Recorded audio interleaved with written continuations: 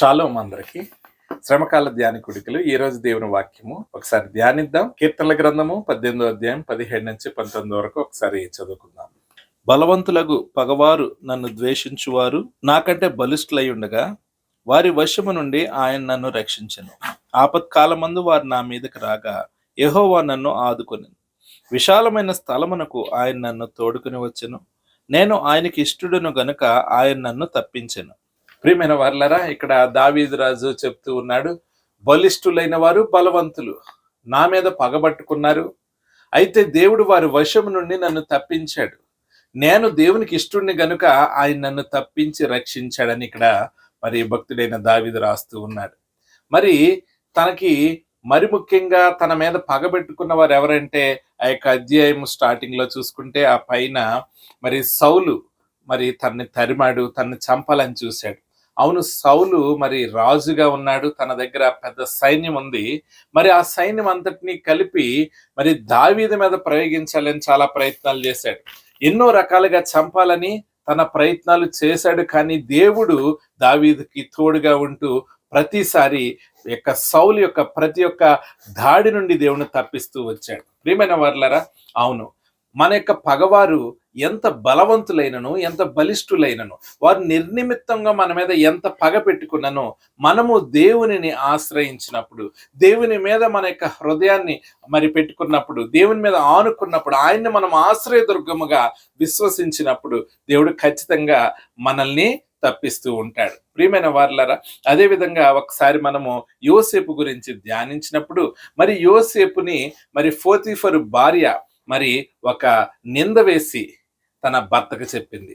ఆమె భర్తకు పోతీఫర్ యోసేపుని చెరసాల్లో వేయించాడు. నిజంగా చెప్పాలంటే పోతీఫర్ యొక్క క్యాడర్ చిన్నదేం కాదు, చాలా ఉన్నతమైన ఉద్యోగం. ఏంటంటే ఫారో యొక్క మరి దేహ సంరక్షకులకి అధిపతి, అనగా ఫారో యొక్క పర్సనల్ బాడీ గార్డ్స్ యొక్క వింగ్ కి ఆయన హెడ్ గా ఉన్నాడు.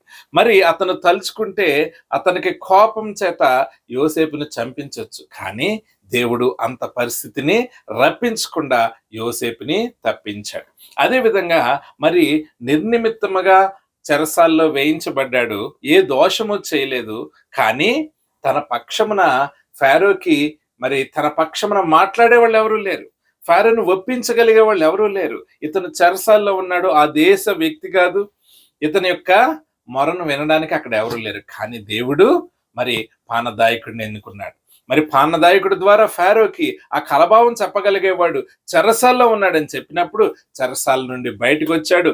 అంతేకాదు ప్రియమైన వారలారా, ఆ దేశానికి ప్రధాని కాగలిగాడు. దాని అంతటికి ఒకటే కారణం ఏమిటంటే యోసేపు దేవుని మీద ఆనుకున్న విధానం, నీతిగా ఆయన బ్రతకాలన్న తపనను బట్టి దేవుడు యోసేపుని హెచ్చించాడు. ప్రియమైన వారలారా, మనకి కూడా మన శత్రువులు మనకి హాని చేయాలనుకున్నవారు, కీడు చేయాలనుకున్నవారు, మనల్ని మరి నిష్కారణంగా నిందిస్తున్నవారు, వారు ఎంత బలిష్ఠులైనను బలవంతులైనను, వారు ఎటువంటి పరిస్థితిని అవకాశంగా తీసుకొని మనల్ని మరి ఇబ్బంది పెట్టాలని చూస్తున్నాను. దేవుడు మన పక్షాన ఉండగా మరి మనకి విరోధి ఎవడు? అవును, దేవుడు మన పక్షాన ఉంటే ఏ విరోధి వర్ధిల్లగలడు? ప్రియమైన వారలారా, అవును, మనకి విరోధంగా రూపొందించబడిన ప్రతి ఆయుధాన్ని ఆయన విరిచివేస్తానంటున్నాడు. ప్రియమైన వారలారా, అవును, నీకు విరోధంగా రూపొందించబడిన ప్రతి ఆయుధం ఆయన నిర్వీర్యం చేస్తాడు. ప్రియమైన వారలారా, అవును, దేవుడు ఇష్టపడు వారిని హెచ్చించి ఆశీర్వదిస్తాడంట.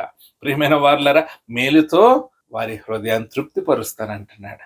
ప్రియమైన వారలారా, అవును, కీడు చేయలేని వారు వస్తే మేలు చేసి వారి హృదయంని తృప్తిపరుస్తారని చెప్తున్న దేవుడు. అవును, మనల్ని ప్రత్యేకించుకున్నాడు, తనకి స్వాస్థ్యంగా మార్చుకున్నాడు.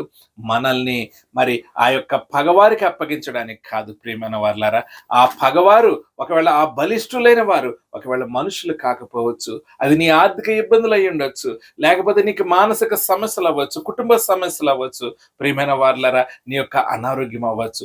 కానీ వారు ఎంత బలిష్ఠులైనను, ఎటువంటి పరిస్థితుల్లో నీ మీద దాడి చేయాలని తప్పిస్తున్నాను, నీవు దేవుణ్ణి ఆశ్రయించినప్పుడు అది ఎంత పెద్ద వ్యాధి అయినా దేవుడు స్వస్థపరచగలడు, అది ఎంత ఆర్థిక ఇబ్బంది అయినను ఆయన నిన్ను లేవనెత్తగలడు. పెంట కుప్పల మీద నుండి దీనులను లేవనెత్తువాడిని నేనే అంటున్నావు. దేవుడు నిన్ను ఖచ్చితంగా ఇక ఆర్థిక ఇబ్బందుల నుంచి లేవనెత్తగల సమర్థుడు. ప్రియమైన వారలారా, అవును, దేవుడు ఎటువంటి బలిష్ఠులు నీకు వ్యతిరేకంగా గుంపు కూడినను ప్రియమైన వారలారా ఒంటరి అయినవాడు 1000 మందొగరు అంటున్నాడు.